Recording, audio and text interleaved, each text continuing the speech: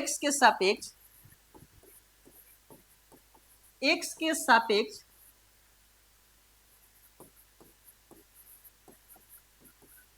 अवकलज करने पर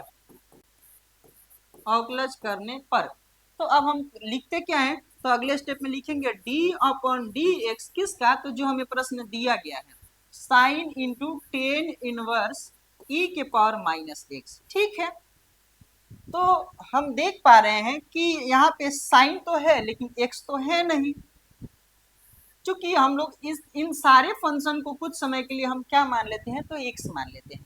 ठीक है, और हमें ये बात अच्छा से पता है कि साइन इनवर्स, हमें ये बात अच्छा से पता है कि d upon d x sine x का डिफरेंशिएशन हमारे पास होता है क्या, तो cos x होता है। ठीक है, तो यहाँ पे ठीक है हम अगले स्टेप में लिखेंगे साइन का क्या होगा, तो cos x के जगह पे हमारा क्या है, ये सारा चीजें हैं तो हम लिख सकते हैं यही टेन इनवर्स e के पावर माइनस एक्स। ठीक है, अब हम अगले स्टेप में क्या करेंगे, तो अगले स्टेप में हम जिसको x माने हैं उसका भी हमें डिफरेंशिएशन करना है।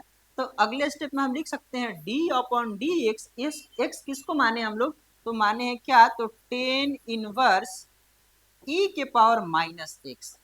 तो यहाँ भी हम देख पा रहे हैं हमें करना है टेन इनवर्स, इसको कुछ समय के लिए हम क्या मान लेते हैं x, तो टेन इनवर्स x का, चूंकि हमें फॉर्मूला याद होना चाहिए कि d upon d x tan inverse x का हमारे पास फॉर्मूला होता है 1/1 प्लस एक्स स्क्वायर।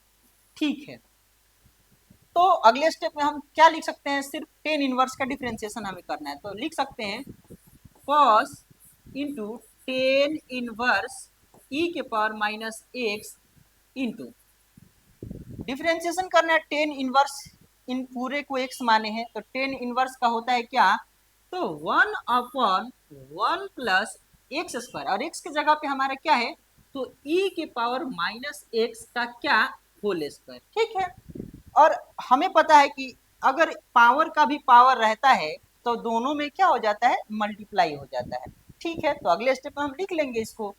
तो अब हम क्या करेंगे, into d upon d x, जिसको हमने x माना है, तो किसको हमने x माना है, तो e की पावर माइनस एक्स को, तो इसका भी क्या होगा, डिफरेंशिएशन को होगा, तो d अपॉन डी एक्स किसका, तो e की पावर माइनस एक्स का। ठीक है, तो अब चलते हम लोग सारी चीजों को लिखते चल रहे हैं, थोड़ी दूर आगे बढ़ेंगे तो हम देख पा रहे हैं क्या, तो cos into tan inverse e के पावर माइनस एक्स। ठीक है, इंटू 1/1 प्लस, यहाँ पे मल्टीप्लाई होगा तो e के पावर माइनस 2x। ठीक है, इंटू अगले स्टेप में, चूंकि हमें पता है ये फॉर्मूला कि d अपॉन डी एक्स हम करें e के पावर x का, तो हमें e के पावर x ही मिलता है, यानी कि जो पावर में वही मिलता है, तो हमारे पास ये तो वही रह जाएगा। इसको हम लोग कुछ समय के लिए क्या मान लेते हैं, x मान लेते हैं, e के पावर x का क्या होगा, e के पावर x ही होगा, तो यहाँ पे हो जाएगा e के पावर x की जगह माइनस एक्स है। ठीक है, तो अगले स्टेप में क्या होगा, जिसको हमने x माना है उसका भी हम क्या करेंगे, डिफरेंशिएशन करेंगे, तो d अपॉन डी एक्स, यहाँ पे माइनस एक्स, अगर एक्स रहता तब तो कोई दिक्कत नहीं होता, एक्स का तो 1 हो जाता और 1 से मल्टीप्लाई करते कोई फर्क नहीं पड़ता है, लेकिन हमारे पास माइनस एक्स है ना, तो माइनस एक्स का करेंगे तो ये -1 निकल करके आएगा, इसीलिए यहाँ पे फर्क पड़ेगा। अब क्या होगा, तो cos into tan inverse e के power minus x into 1/1 plus e के power minus 2x into e के पावर माइनस एक्स इंटू, यहाँ पे x का डिफरेंशिएशन माइनस x का हम करेंगे, x के सापेक्ष माइनस x का, तो -1 निकल करके आएगा, यहाँ भी 1, यहाँ भी 1 और यहाँ भी क्या 1, तो अंश में अंश से क्या करते हैं, हम मल्टीप्लाई करते हैं और हर में हर से मल्टीप्लाई करते हैं, तो एक जगह पे हम लोग लिखने का प्रयास कर देंगे। सबसे पहले माइनस है ना, तो माइनस से लिख लेते हैं माइनस। ठीक है, तो हमारे पास क्या दिखा, cos into tan inverse e के पावर माइनस एक्स। ठीक है, और हमारे पास क्या है, तो e के पावर माइनस एक्स, तो e के पावर माइनस, आप चाहे तो पहले भी लिख सकते हैं, इंटू में आगे पीछे रहे कोई दिक्कत नहीं होता है, अपॉन नीचे हमारे पास क्या है, तो 1 में 1 से केवल सिर्फ यही दिख रहा है, 1 प्लस माइनस e के पावर माइनस 2x, यही हमारा लास्ट आंसर होगा। अब हम लोग चलते हैं प्रश्न संख्या 5 पे, और प्रश्न संख्या 5 को लिखने से पहले इसको आप बढ़िया से क्या करेंगे, बनाने का प्रयास करेंगे। ठीक है, आपको तो दिख रहा होगा हर चीज।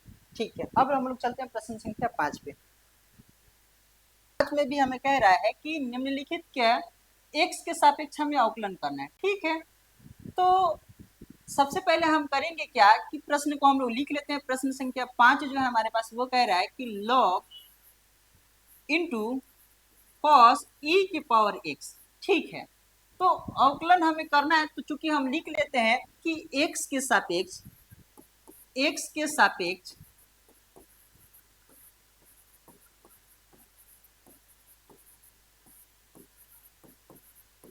अवकलन करने पर, ठीक है, तो अवकलन का सिंबल होता है क्या, तो d अपॉन डी एक्स किसका, तो जो प्रश्न दिया गया है log cos e की पावर x। अब हम चलते हैं आगे की तरफ बढ़ेंगे, तो हमें चूंकि याद है ये कि d अपॉन डी एक्स, अगर log x का हम डिफ्रेंसिएशन करें ना तो 1 अपॉन x होता है। ठीक है, तो अब हम क्या करेंगे कि यहाँ पे log x तो है नहीं, तो कुछ समय के लिए हम लोग इसको क्या मानेंगे, x मान लेंगे। तो अब यहाँ पे log x का काम कर रहा है, तो डिफ्रेंसिएशन log x का क्या होता है, तो हमें पता है 1 अपॉन x, और x की जगह पे हमारा क्या है, तो cos e के पावर x है।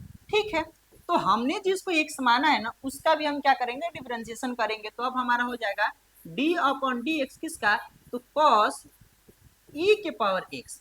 ठीक है, तो अब हम देख पा रहे हैं कि cos x का डिफरेंशिएशन होता है माइनस साइन x, लेकिन cos x तो है नहीं, तो इसको हम लोग कुछ समय के लिए क्या मान लेंगे, x मान लेंगे।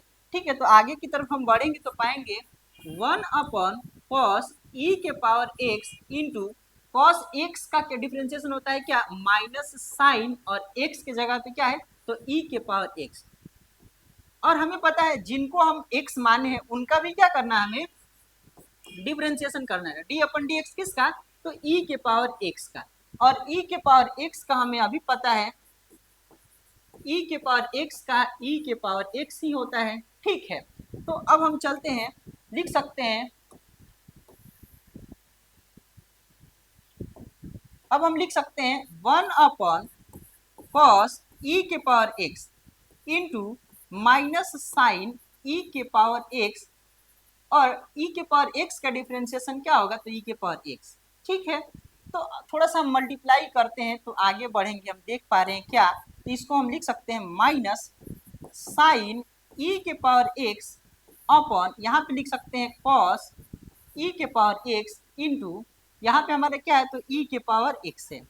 और यहाँ पे हम त्रिकोणमिति पढ़े थे, तो वहां पे फॉर्मूला हमने लिखवाया था कि sine x upon cos x is equal to क्या होता है, तो 10x होता है।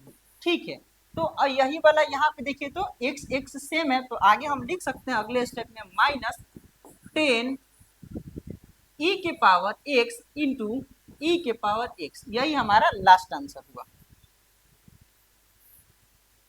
अब हम लोग चलते हैं प्रश्न संख्या 6 पे, इसको बढ़िया से आप क्या कर लेंगे, उतार लेंगे। अब हम लोग चलते हैं प्रश्न संख्या 6 पे।